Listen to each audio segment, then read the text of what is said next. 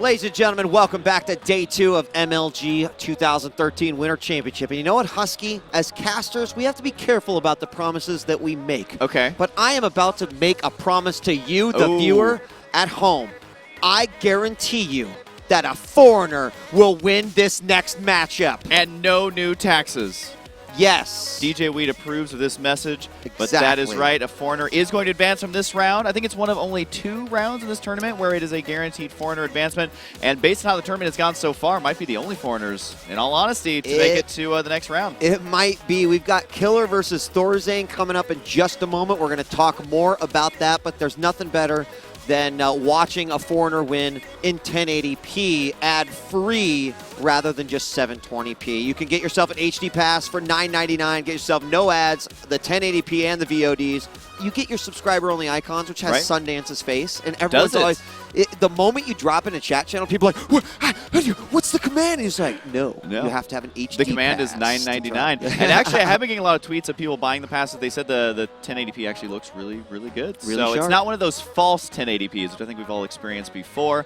What have we got here? Check out the new Pro bundles from Mad Catz. They make arcade sticks, but they also make themselves some controllers. You can get those bundles starting 45% off. And as you see, it's kind of like a puzzle. It's a game to play games, but actually it's just fully customizable. I was going to say there's almost enough buttons there to play StarCraft on. It's so cool. Maybe... I mean, if you don't, look over at the side. If you actually don't like the stick here, you just like, oh, they did switch move it over here. No, you can move it.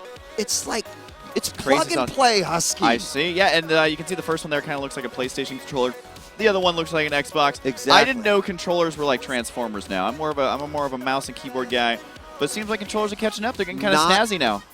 You're right, but they won't be cool until they go like that. They should do that, and it turns into like an RC car. And That's right. You're like, where'd it go? We're gonna have a quick update on the brackets, and then we're going to be hopping into this game because right off of the next couple games that are currently playing, we've got the round of 16. That's true. That is true, and we'll take a look at the brackets super, super quick, but we have been blasting through. You can see the majority of the games have already been played, and the Stefano one actually just wrapped up, so... Yeah, Stefano lost to Last, looked decent in game 1, but Last was like, yo, they added this new ability to the medevac, and I'm going to show you how it's used. That's really been the name of the game for all the Terran players so far, and it's, it's one of those things that I think kind of everyone predicted, at least I did when I was casting Heart of the Swarm games during beta. I'm like, people aren't using this ability correct yet, but it's going to be the first ability that people are like, this is kind of fun. I'm having fun, so we're going to be dropping everywhere. And already today, I feel like we've seen some new ways to use it, and we'll talk about that a little bit later. It should be said that every single Terran minus Marine King Prime who lost to a Terran has advanced. So those who have predicted that top 4 Terran are actually dangerously close. But I'm going to keep my eyes out for a few of those non-Terrans, see what they're going to be able to do, and we'll watch them in that round of 16. They're tearing up my heart, man. Boom, I'm just going to leave now. I'm done. This is what they pay me the big esports dollars for, are those jokes right there. I love that. First map is going to be Daybreak. I think the players are ready. Yep. Not quite yet. Oh, I lied. Let's make sure. Yeah, here we got Killer, and of course Killer, we've probably seen him compete in some various competitions. He's been in an IEM. He is from South America, so we do see him frequently at a lot of these international competitions. But I don't know that we've seen him at any MLGs, as his MLG record is either not available or just doesn't have enough to record. But Killer is a pretty great Zerg. Yeah, and also he does have about $35-ish thousand won playing StarCraft 2, which for any foreign player, even in Korea, it's hard to actually end up winning any money. So he did get first place in the big Blizzard tournament that recently took place down there in South America, and he was able to win a lot of money off of that.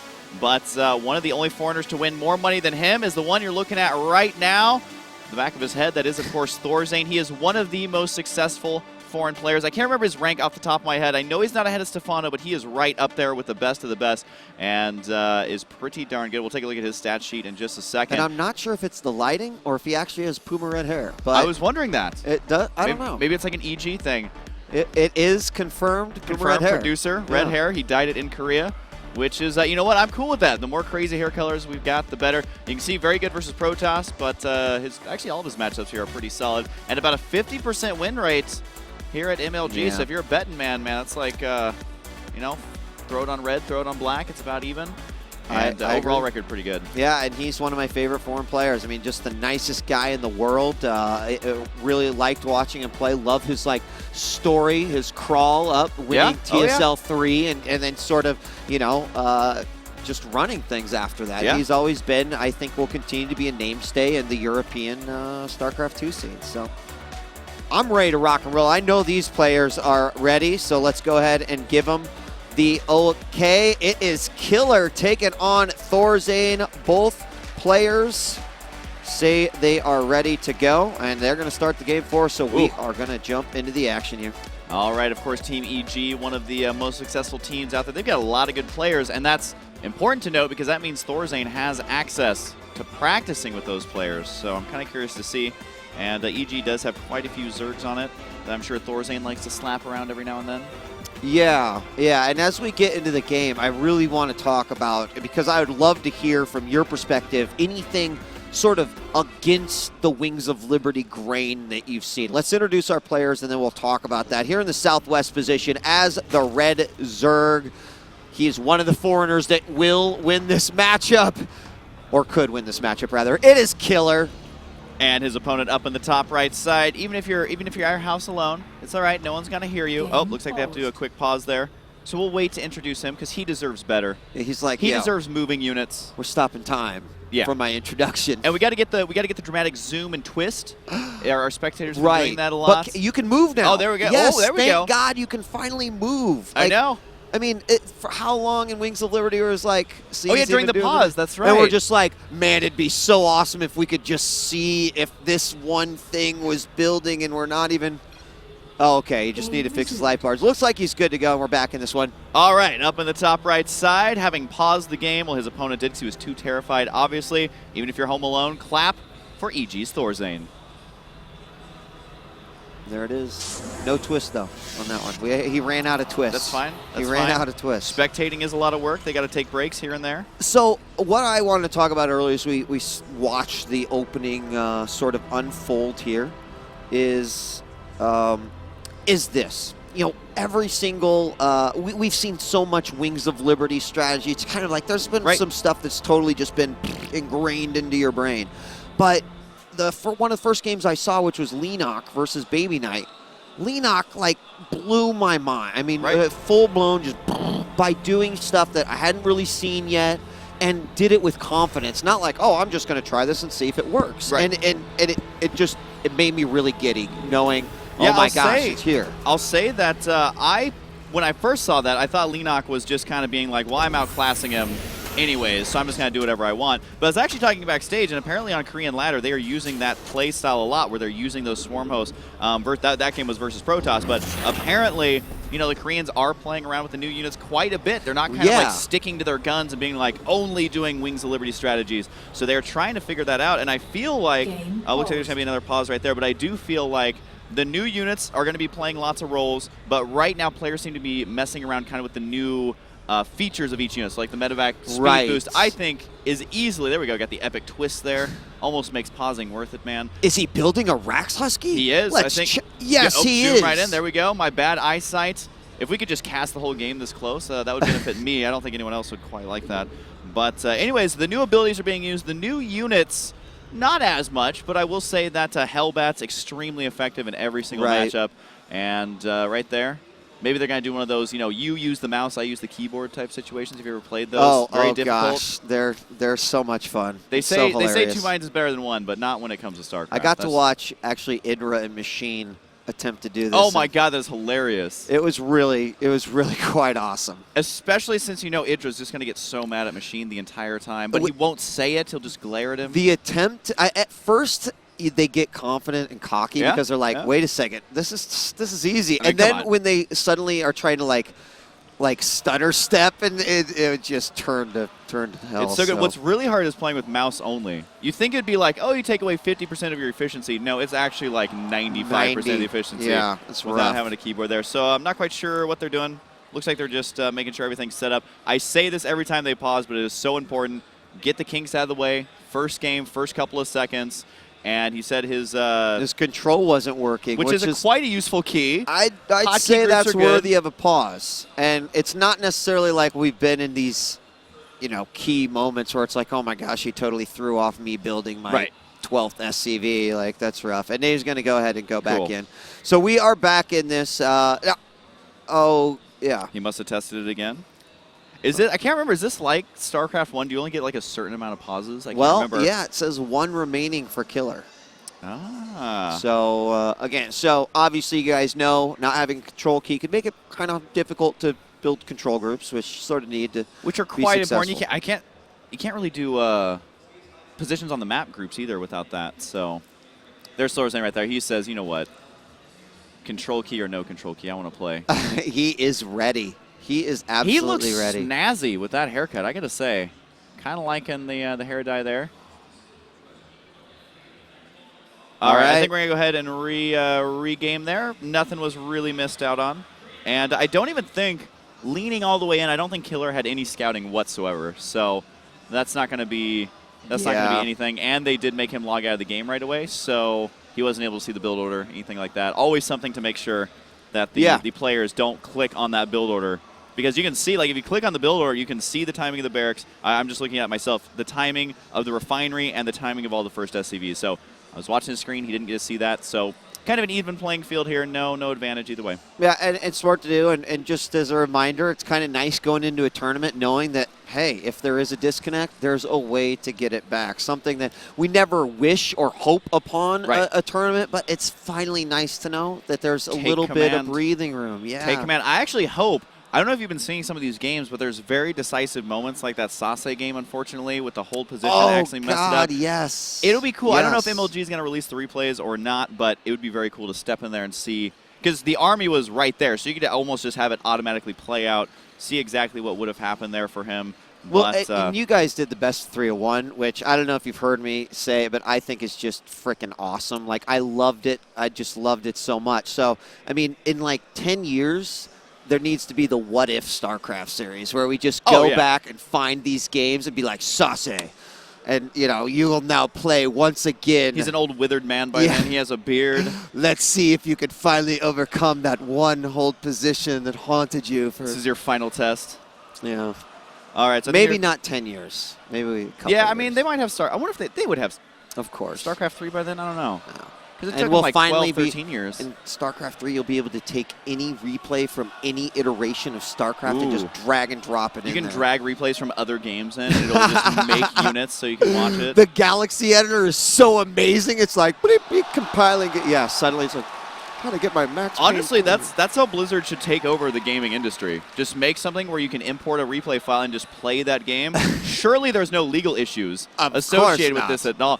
But then, I mean, really, what else is there to play if you have a game that you can play everything? I will actually say the Galaxy Editor is ridiculous. Man, for my Heart of the Storm launch video, I had to either get a lot of help with Galaxy Editor or try to go in and learn a little bit myself. Oh, God. I did both, but, man, it made me really appreciate every single arcade game I play, every custom map I go into, because I'm like, man, to find out what it takes to make a Marine walk 5 feet in a walk animation and then do a little, it's like, my God, it's hard. All right. I think they're going to, he says it works, so he must, I assume, have gone against a computer or something like that just to test it out. And he said that it was set to his Korean language. All right. So well, that'll mess it up. And now I think they're ready. All right, let's start it. All right, our apologies for the delay, but we can go into this series knowing that, well, nothing's going to happen. At least, hopefully, nothing happens. Which means we do get to reintroduce our players. That's right. Because for someone who's just tuning in, I'm going to get angry tweets. They're like, "You didn't introduce the players. You're right. Talking about yourself." And you're right. Like, well, no, we already did. All right, djwheat, let's introduce these players. We are live in this game in the northeast position as the Red Zerg. He once played an entire series without a control key. He'll never do it again. It's Killer. Was the shortest series as well. And down in the bottom left side, we already talked about him a lot. Of course, it is EG's Thorzain. Thorzain has been out in Korea, has played some pro league out there.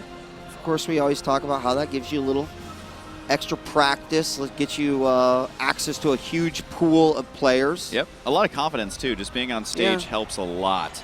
I remember when I was first casting, I mean, you're nervous as hell, man, the first, several events that you do.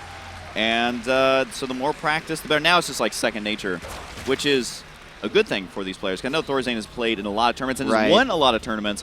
So I would say my prediction is that Thorzain's the favorite here, based on his previous performance, based on how good Terran is doing so far. But I got to say, man, Killer could pull an upset. Yeah, and the thing I want to be looking out for is, especially in the drop category, where are Zergs having issues versus Terrans? Drops are one of those key areas. And we did see some cute things by Stefano to try to stop last, which is, separate those Hydras. But, in any case, it really makes the Zergs so defensive when they really don't want to be. And it's just something that I'm looking for that Zerg to show me, like, how it's done. Yeah, absolutely. I mean, we have seen some of the new units sometimes. You don't normally see them versus Terran, aside from the Viper. But even then, it's a very, very situational unit. I still think players aren't as confident with it, because the thing is that if your opponent, in this case a Terran player, has a couple of Vikings, you're not going to have that much in the air to absorb the shots. You're not going to have that much anti-air in the first place. So that's what they're trying to figure out right here. It looks like Thorzain sticking to his guns like the same build he was going last game. Going to be getting out that early Reaper now. This isn't like the Flash Reaper we saw yesterday. Basically, this is just going to be for scouting right now. He didn't completely rush towards this, and we'll see if he follows it up with another one here, but if nothing else, he can get some free scouting off. Yep, it's going to be heading out here very, very soon, and I just wanted to go back to what you're saying about the Zergs kind of figuring out not necessarily using the new units versus the Viper or versus the Terran. And in relation to the Viper, it's one that they want to use, right? Because that blinding cloud is just so devastating. It is ridiculous, but you are so right. It seems like it can be shut down early, and when gas is like so key at that point in the game, like, I understand that sort of discomfort. And here comes Thorzain with that first Reaper. The Queen is only about a third the way out here, and so some damage is most certainly going to be done. So we have the firstlings out now. As soon as he's off creep, he can just be okay. Yeah, I got to say, I'm kind of surprised he pulled that many drones, even though it's just for a couple of seconds. I mean, the Reaper is very common. You can run the drone away, and you got to remember that the Reaper does not do additional damage versus light units, so one Reaper is not that big of a threat. Just have to make sure you get your Queens out, then your drones are going to be completely safe, and the Reaper's going to be harassing leagues. But even then, you can see how many shots it actually takes to kill off a Zergling, and the Queen, they're going to be able to deal with that quite easily. Yeah, the Queen's out, of course, make that totally different, and it's not any sort of proxy, so Thorzain will just, again, like you said, use it for scouting, try to get as much information as he can. Now, we already have Overlords coming in here, and this is around 36 supply. He's not going to sack this Overlord yet, just trying to see if he can peek anything. And meanwhile, he's trying to move in, Killer's trying to move in this Overlord from the other side. Yeah, I want to say that the Overlord on the right got pretty deep into the base, and actually, no, it didn't go too far, but he realized that there was nothing really going on over there, so decided to attack from the other side. He's going to try and get that creep tumor with the Reaper, almost actually managed to get it. That would be such a frustration, because that's going to be an immediate waste of 25 energy there, and of course, creep spread so important in this matchup for Zerg. So we do have 2 Hellions on the way. Now, these are not going to be battle Hellions right away, as you do need to get the armory for that. That was one of the changes they made just before launch, and so we'll see if he manages to harass here. But Thorzain, he's got a very fast and mobile, small army gearing up, but there's not a lot of meat to it, so you got to be careful here. And of course, with the double Evo and the Roach Warren at the front, it's exactly what you want to be going into with this. And we are seeing more Zergs kind of go that route as we have the Hellions moving in. Oh, double creep tumor kill. There's at least one, as the Queens are going to do the damage to get them. Go ahead and get out of there. Now, 2 buddies going to meet up with the rest of these Hellions. So far, I mean, other than the Reaper, obviously, I think we've seen some pretty standard play coming out here by Thorzain. And no one actually dictated, hey, listen, if you're going to play in this tournament, you have to play Heart of the Swarm style. And so that's also, changing the style of every single game that we're seeing. Yeah, I got to say the Overlord plays in here by Killer is pretty interesting. He's got a lot of the Overlords out on the field, and you can see he is scared about drops. That is exactly what has been killing a lot of players in this tournament. So he's got 5 Overlords out in the middle of the field, another one going to be moving out, bringing that one up to 6. And Thorzain got to be going for a Banshee here. So again, it's an army without any, I would say there's no meat, but still a lot of teeth if you can get into the right angles, kill off drones, kill off Zerglings. But for now, we're going to be seeing roaches at a killer. So I'm kind of curious to see, is he going to harass with this Banshee, or is he just going to try and engage directly with it since there's no anti-air? And, of course, this is going to mean a transition into mech with Thorzain, 2 additional factories coming down. But this initial attack that is still mounting from Thorzain has the potential to do some damage. Where are roaches out right now? Only 3. We've got a few queens, obviously continuing to spread that creep, but here comes that first Banshee and these Hellions. The doorway is open. If Thorzain realizes this, ouch, he could split these Hellions as well. No, he cannot. There's roaches on the ramp. He's going to move forward. Great drone split by Killer. Is it going to be enough? And where did that Banshee go? It's being chased away by the queens, but the Hellions still doing a lot of damage here. Oh, so close to drones, actually. I gotta say, wow. Killer held that off relatively easily, and I don't think the Banshee died. No, it's down the bottom right side. Only 14 HP remains on that one. There is one Hellion loose in the base, but with this many roaches, intercepted easily. Down goes the Hellion. I don't think that's what Thorzain was looking to do there, as Killer's response was top-notch. It was, and with the door wide open, it looked like he was going to be able to split. We've got Banshee coming back in. He does deny that third. Now, right. Did that second Banshee ever actually come out? Yes, he's somewhere. He's actually in the main base of Thorzain right now, just chilling out between there. And again, I mean, it's one of those situations where Thorzain went in there, he saw the queens, he saw the spore crawlers. I mean, this base is Banshee tight, so he's going to have to use that later in the game, which honestly, Banshees in the later game can be useful. I wouldn't say as useful as in a TVT versus tanks or something like that, but if there's not a lot of anti-air off of the creep, then the Banshees can do ridiculous damage. But for now, the Banshees are really just kind of poking around and being a nuisance at this point. Yeah, big nuisance. We got this Overseer heading on in to the main base, and I just want to point out, again, what you said is that Killer has some phenomenal Overlord coverage, and he is staying on top of that. Now, of course, he does make himself a little vulnerable, as a single Viking right now could just do a ton of damage, but we don't have that out right now, and that means that there's just a lot of vision here for Killer. Now, he's got up to 3 Banshees now, and I mean, Killer knows exactly what his opponent is going to be doing, so he just has to respond properly to it, Husky. Yeah, he also intercepted 2 Hellions there that Thorzain once again tried to throw at him. And you got to remember that Hellions are you tend to treat them like Zerglings, but you got to remember they cost a lot more than Zerglings. So if you just lose 4 Hellions, that is a command center's worth of Hellions, and losing 2 more there is a big loss for Thorzain. Killer is going to be supply blocked here, as those Overlords once again could potentially be taken out. And again, it's one of those kind of risk-reward things where, yes, he can spot for drops. No drops are coming, though, so one Viking, as we were mentioning, could take out a lot of them. And if he ends up losing all of them, that's going to end up costing him in a big way. The third base just now, we're going to be finishing up here for Killer. Now, I'm kind of curious to see, is he going to go for another base, or is he just going, yep, he is actually going to throw one right down in the middle. But he does have this relatively early Hive Tech coming up. Yeah. Kind of curious to see what this is about, but he's working on 2-2 with the range upgrade and Hydras. Very interesting. Yeah, so, I mean, I think that it seems to make sense based off of what he's got. Is go for, obviously, the Roach, and there's that Viking out to try to deny this. So the Roach Hydra mix, which the Roach mix right now with no Hydras is not that great versus these Banshees. He will be stopped short at the third as well. But mixing in the Vipers and, trying to go for Blinding Cloud, obviously right. Relying on the DPS of those Hydras. Here the initial Hydras are coming out. Hydra speed is just finished up as well. And with this Hive completed, I suspect we'll see the first initial Vipers. And it really needs him to start gaining that energy right away. It's one thing I've noticed is that I don't know if Zergs have quite figured out when exactly do I get my first, second, third at all. Right. How do I get them up to energy as quickly as I possibly can? And there's the first one. And you got to remember, the thing about the Viper is that it does not require a Spire. I feel like it, you just assume that it requires a Spire because it seems like it would. It's a flying unit and kind of looks similar to Mutalisks, but no, it does not. So now that he is on Hive Tech, boom, immediately starts those Vipers. A lot of times you will see extra Evolution Chambers thrown down just to eat them up to get that extra energy, but I definitely like this one. Banshee goes down, and it does look like Thorzain going to attempt to retreat right now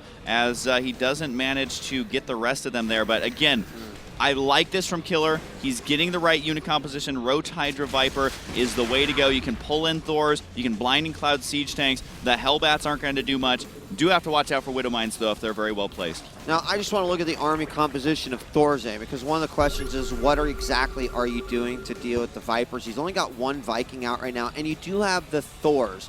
The meat of his army is just the siege tanks and the Hellions, adding on some additional Thors. And that's probably the one thing that he's going to just have to be, comfortable dealing with is how does he take care of those Vipers to prevent Blinding Cloud from happening. But just to kind of switch tempo here, Killer's creep has become just unbelievable. He's now almost off of his 5th base. And here we see 2 more Banshees moving out. But once again, Killer's coverage of the map will tell him everything he needs to know. You know, Thorzain is like that guy that never moves out from his mom's basement because he is tucked in nice and tight. He's got the sensor tower there. He's working on high-sec auto-tracking, an upgrade you almost never see. Basically what that does is increase the range on some of your defensive structures. He's set up more missile turrets here. So he's basically baiting Killer into his home. He's basically saying, you know what, I'm going to be safe, might try and move out here to take a base, but with the high-sec auto-tracking, I'm curious to see exactly how that pans out. Some Roach is going to be moving up here with the Hydralisk backup, but the Banshee's not able to do all that much here before getting taken out. Wow. But a slow, methodical game here by both these players. Yeah, and actually a good chunk of the army was not only injured but also killed here by Killer. He goes into that one now losing the army game just by 1 supply. But you'd expect at this point that he would be completely maxed out and ready to rock and roll. It's not the case here. Now, one thing, there are actually 7 Vipers out. Wow. Which That's kind of ridiculous. It's kind of ridiculous. That is 1,400 gas. And, Blinding Cloud is an amazing ability. Abduct also on the siege tanks. 7 I usually we're seeing 3 and 4, so I'm really curious to see how this is going to turn out. I mean, basically, he's going to want to blanket the entire battlefield at once. Otherwise, you have no benefit of having the Vipers, because just think about it. They don't attack. They have unlimited energy, quote unquote, because you can consume. And so to see this many is very peculiar. He's got to keep them alive. Thorzain has got to kill them off with those Vikings. We'll see if that happens. The Banshee finally goes down on the bottom right side there. They really never played a pivotal role. And like I said, man, Thorzain is just hunkering down. He's got the missile turrets on the way, and so many missile turrets here at this 4th base. So he's going to be maxed out. Keep in mind that one of the quickest ways to get maxed out as Terran is to go for mech, just because Thors take up a lot of supply. And I don't think he does have some Hellions. He could upgrade them into those Hellbats at some point there, but decides not to research it. So I guess not. All right, well, look at this army from Killer starting to move in. He instantly abducts all the Vikings! And he's got very little anti-air, just the few Vikings as well as the Thors that remain. And there are not that many. There are only 2 out on the field. And what a sort of unexpected assault. The Vikings were out to deal with exactly that. And Killer was like, well, that's just easy kills yeah, I gotta right say, there. I was not expecting him to use them in that way. Going to be pulling over a siege tank right there. It sucks to be siege tanks now in TVZ for that exact reason. You know what I think Thorzain's doing here, though, is really going to try and rely on a Raven Cloud, getting a murder of Ravens, because he's working on the Corvid reactor. He's working on more and more upgrades. Going to be yoinking over the Ravens right there. I think Killer's onto his plan, and that poor Raven man had a first chance to get away, but yoinked right on back. So Killer, kind of grabbing a few treats here out of the Thorzain cookie jar, but there's still a lot more around the corner. I mean, look at how much money both these players have. One of the most passive games I think I've cast, not only ever, but specifically at this tournament. Very, very passive. I completely agree. The creep spread is now starting to close in on Thorzain. He's just getting surrounded. He is the peanut butter in this peanut butter and jelly sandwich. Unfortunately, the jelly is about to take over, Husky. Oh, but jelly's so good. You're right. If you're a Zerg and you like that jelly, I'm a fan. But now more Vikings are out again. That threat of Vipers is so crucial. He does not even have the abduct to be able to do that. But I mean, the amount of Hydras that are here is also just absolutely insane. And he wants to move into attack, but he also knows that there's a lot of potential damage here. More abducts coming in.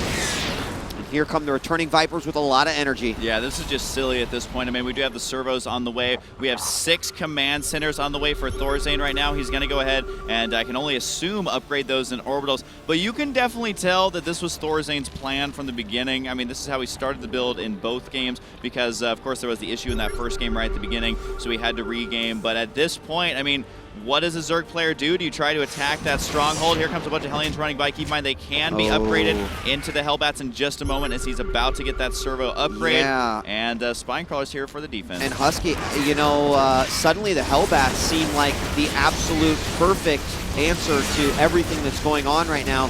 Let's take a look. I mean, look as Killer's army comes in here. That's all Hydras. All Hydras. And anyone that knows Hydra's a light unit, they can actually melt pretty easy. So Blinding Cloud is sort of the suit of armor that he's hoping. I love this. It's 38 Hydras, 6 Vipers, and nothing else in the army. So I'm curious to see, I don't know if you have any experience with this unit mesh up here, djwheat, but I'm curious to see if this actually works. I mean, what's scary, it's like, yeah, that's a powerful army, right? But you know what's also powerful is like Widow Mines hitting right in the middle of that thing. Right. A couple of, you know, I'm almost thinking of like Baneling drops from back in the day. Well, what if you get a couple of Hellbats in the middle of that? Like, they're going to melt these units. So I'm really unclear just how this is going to work, especially if you have to attack in the siege line and you've got these other mines. And I don't know. I mean, Widow Mines beyond where they're at are not going to be super effective because, well, there's like 50 Overseers here, actually just 6. But what is the right point of attack for Killer? I have no idea. Oh, risky. Oh, he's going to go for it here. Moving on down. Does he decide to attack? Not quite yet. The Vikings able to get a couple of shots off. There is a lot of Overseers here. These are going to be for the Widow Mines right now, but it looks like Killer moving into position, going to yoink over one Thor, one Siege Tank. But Thorzain actually pretty low on supply right here. A shockingly low amount here after losing those initial units. All right, are we going to have some Hunter Seekers come out? Oh my gosh, Raven's going down. Siege Tanks are hitting. There's the abducts. No Hunter Seekers.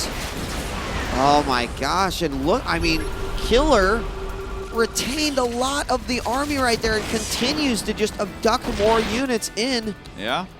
I'm really surprised this is working how it is. I gotta say, haven't seen it be this reliant on Vipers before. Does fly them into that missile turret, though, with the high-sec auto-tracking, loses his Overseers as well. The Vikings, though, have got to be careful. Seeker Missile on the way. Killer, decent split right there. Just gonna lose 2 Hydras to that. Keep in mind, Seeker Missiles do not do as much damage, but they are much easier to use now than they were in Wings of Liberty. Yoink, yoink, yoink, pulling on over those Vikings, managing to kill so many of them. I mean, that stuff starts to add up very quickly. And, you know, as long as he retains the Vipers, he can sacrifice about 4 more of these armies. Exactly. I mean, he can even lose the Vipers now. Yeah, look, there's $8,000 and 5,000 gas in the bank. In fact, Killer just put himself in a very risky position because he knew he had to do something with the army he had. I mean, nothing was being done. So the fact that there are still Hydras left, still taking down, there goes the fusion core, it's gone. But I mean, beyond this, like, Killer asked himself, well, what do I want to make now? I mean, I can do whatever I want. Well, we have Corruptors and Infestors coming out, so a complete tech switch now. Yeah, man, he's young money right now. He can spend all of it that he wants, and he's still got inheritance because he's got 5,000 minerals, 3,000 gas, 12 Infestors, like you're saying, which is absurd. We do have 2 upgrades now for air units, so very obviously going to be going for some sort of Broodlord tech, it would appear, as Mutalisk would be kind of silly, but maybe he'll do it, I don't know. But either way, Thorzain, I just feel like, what do you do in this situation? He hasn't really been able to move out, hasn't been able to kill off anything, and has just been on the receiving end nonstop. So what is his end game? What is his unit composition that's actually going to work? I mean, right now it looks like he is trying to get himself up to those battle cruisers and you know, try to go to an air Terran type style of play. But you know, with what's coming out right now, I mean, the amount of Corruptors are just absolutely ridiculous. The amount of Infestors that we've got here is exactly what he needs. I mean, the Siege Tanks, they're going to work on the Infestors, but beyond that, they're going to do more harm than good here with these Broodlords coming out. Here we go, Thorzain moving forward, but only hitting those Overseers so far. He is moving out with Siege Tanks down the bottom right side. Could take out an expansion there, which would be a nice victory for him. These Thors, though, I feel like they're not really ever going to be doing all that much. The Infestor count is absurdly high. You don't normally see Infestors all that much in this matchup anymore, but the Broodlords now going to be working down these defenses. That one expansion has gone down. Looks like the drones have either died or transferred away. So Siege Tank's actually going to work down there. Nice play here by Thorzain, but what are his options versus Broodlord Infestor? It's not looking good so far. No, it's not. Also keep in mind the last base he has is about ready to mine out, or will be soon. And so he's going to hit a physical cap on what he'll be able to create, while Killer is still sitting on a 4K bank. And there we go. The Fungals go down on absolutely everything. The Corruptors come in, and since this is all air, they have no problem cleaning it up. A few Broods left. They're going to easily take out those stores, and this is going to fall. GG, well played. Game 1 goes to Killer. Yeah, I mean, absolutely. There wasn't a whole lot he could do there. Just looking at the game right after there, all he had was a couple of Siege Tanks moving out to try and take out one of the bases. Didn't even have enough to take out a second one. And, I mean, I'm confused as to what Thorzain's plan was there, because he went in that game saying, I'm not going to move. I'm moving in with my mom. I'm staying here forever. You can't kick me out. And he never tried to harass in any way. I mean, he had one Hellion run by, I think, that whole game. Yeah. Never really tried to harass past that. Never did any drops. Never did anything else at all. So, I don't know, man. I think he's going to have to do something other than that for the next game. Newkirk's going to be the map of the next game, but we find Killer taking a quick lead in this We Promise a Foreigner Will Advance series. True. Guys, we're going to take a quick break, but when we come back, Game 2 between Thorzain and Killer. Stick around.